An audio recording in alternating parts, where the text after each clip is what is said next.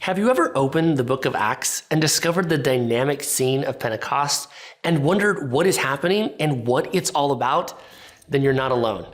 You definitely want to stick around to the end of this video and see how we open this up and make it relevant for us in the church today.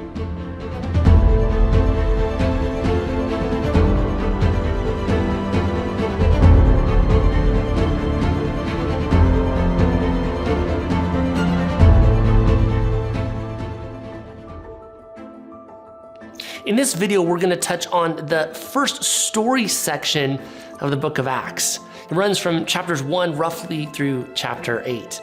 Now, Luke, the author, opens up these incredible stories of these key figures in the book of Acts. We see the rise of Stephen and his death. We uncover Saul, who later is going to become Paul.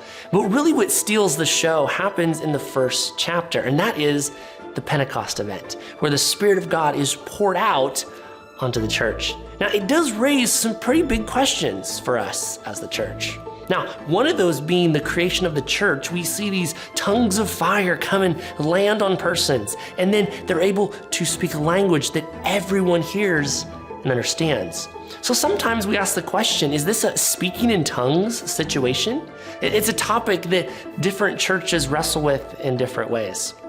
But before we dive into that, there's a few background pieces we want to uncover to see how this really invites us to see what's happening and have it make sense for us.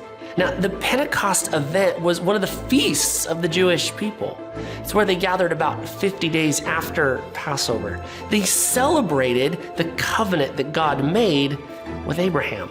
And over time, this feast, this wonderful event became a place where the Jewish people would renew their commitment into their covenant with their God.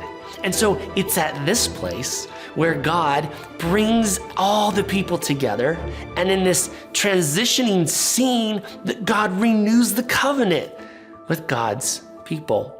Now, that covenant that is renewed is one that takes place in the book of Genesis with the person of Abraham. But if you turn back one page before that amazing scene between God and Abraham, we encounter almost an interesting childhood story, the story of the Tower of Babel, where the people decided they wanted to climb a mountain and connect with their God. Well, God dismantled the mountain and scattered the people and undid their language. In that way that no longer could people understand each other. They spoke a language that was not understood by their fellow humans. So then in this scene, language reunites the people. Instead of them trying to come up to find their God is poured out upon all people. Language is reunited that then the people might carry on a renewed covenant with God. Now, as we think about these flaming tongues that are coming down on people, as they're able to communicate in one somewhat spiritual language, it might appear, Luke is very careful in the language he uses. Now, it's Paul in Corinthians, who's the first Christian author in our Bible to talk about these tongues or speaking in tongues in the church of Corinth. Now, Luke uses the same Greek root word that Paul does, but he also uses it a few more times and makes it synonymous with a more regular language the way we might be communicating now, or you might communicate like a friend at a coffee shop, or maybe even the way a pastor might preach a sermon. And so Luke is very careful to invite us to see that these tongues coming down on persons in this Pentecost event is something different than what Paul was writing about in the book of Corinthians.